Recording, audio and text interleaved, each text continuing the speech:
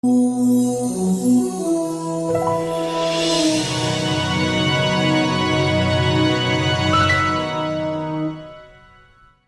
Scott Stevens, Goldsboro City Manager, here for our June monthly update. Summer's almost here. For many, they probably already believe it's arrived, but I think actually late June is when we officially mark the start of summer. But there are some days in the 90s, and today is not quite there, but still very nice. We're out on Center Street, for those that may not know where we are today, and so we're just, the Mulberry intersection is behind me. Our TA11 is finishing the roundabout construction, and so we hope to have that open at least to traffic in the next week or two. So we appreciate your willingness to sit with us here on site and put up with the construction noise and vehicle traffic around us. June brings in hurricane season, so just a reminder to our community and what's put out in terms of being able to look after yourselves and your family. I think we ask you to do that for at least 3 days, and while I hope there's not a hurricane in Goldsboro and there'll be advanced warning if it comes, the idea is that be prepared to take care of yourself and your family for a number of days, so as the storm approaches and passes, we have an opportunity to work and respond to any kind of disaster that we may encounter. But again, hurricane season did kick off in June, and so just an awareness and more to come if we have named storms. We had a great air show in May. I hope many of you were able to participate in that. I know there were a lot of people on base during the middle part of May. I do want to say thank you to the folks at Seymour Johnson Air Force Base, and in particular Colonel Slocum and Lieutenant Colonel Ladd, who was the air show director. There were a ton of employees, a ton of volunteers in the community, and I do want to thank everybody. I think you did an excellent job of putting our best foot forward and representing Goldsboro, Wayne County, and most importantly the Air Force and Seymour Johnson Air Force Base. But really a good event for our community, and I think will be talked about for many years to come. I did see at the air show the city's F-86. It's on loan from the Air Force Museum to the city of Goldsboro. It was previously down at our police fire complex.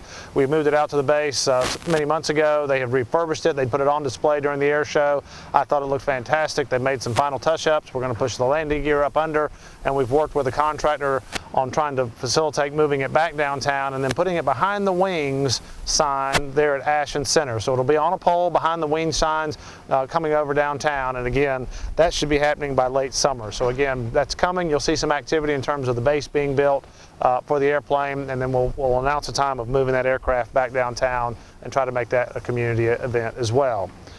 With people outside, community appearance, trash pickup, those kinds of things continue to be important. We do have a lot of litter in Goldsboro, and I know it's in other parts of the states as well, but Goldsboro is what I'm most concerned about in terms of looking its best.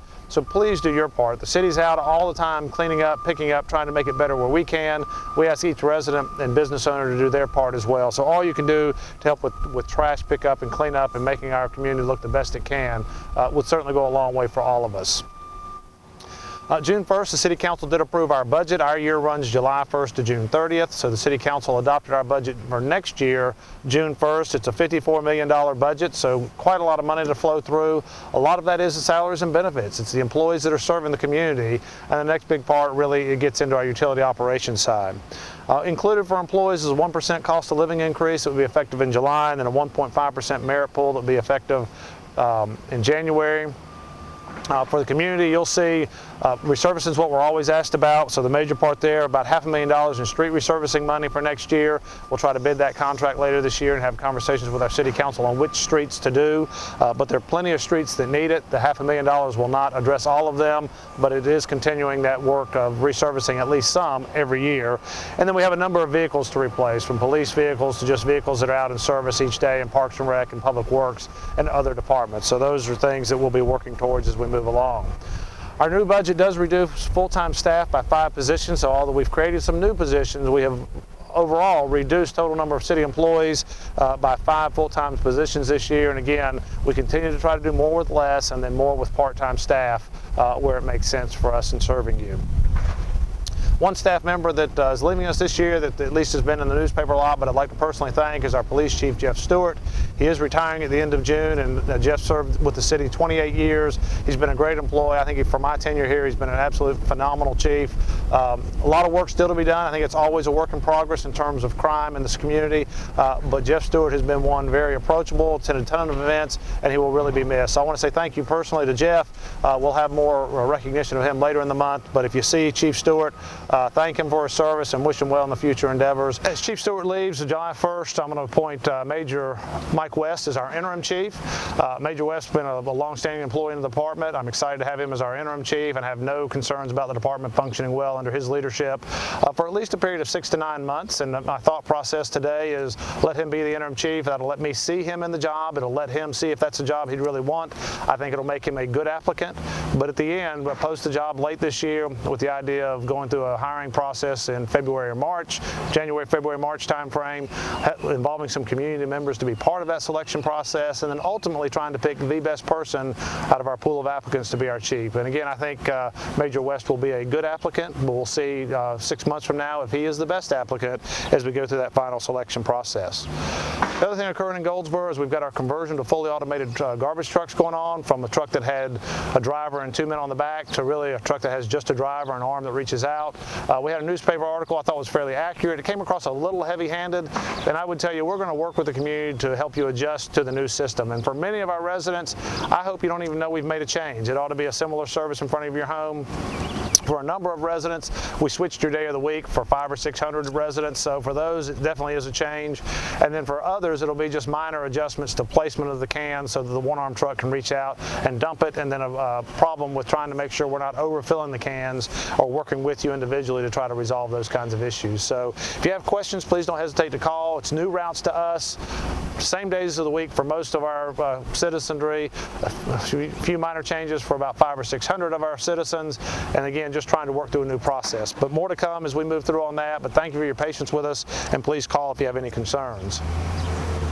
We've had several articles written about the city's fund balance and meeting with the local government commission, and our fund balance in our general fund is really just our savings, and the city's account is, when we talk about our general fund savings, it is a point in time, and we really only get that number one day of the year. We estimate it throughout the year, but to have an official amount of what our savings is based on the way all of our revenues come in and expenses go out, our June 30th number is our audit number. It takes us until about October to know what our June 30th actual number was.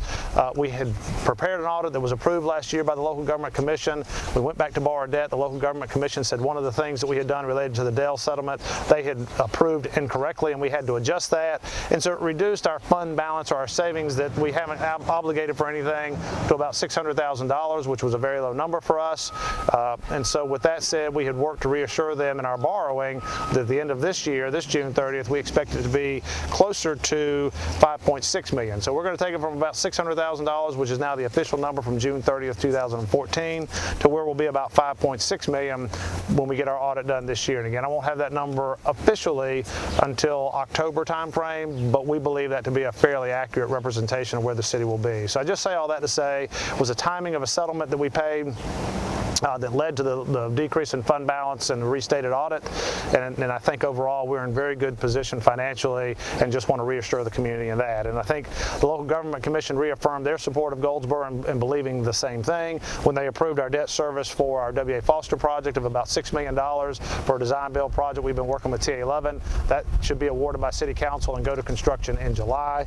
And then the Goldsboro Country Club purchase and renovations, and we purchased the property. We'll now be awarding a renovation project, so that hopefully that project will be open in the fall time frame. So more to come on that, but those projects are moving forward, and that really is the information related to the local government commission and a couple of articles that were written in the May and June time frame.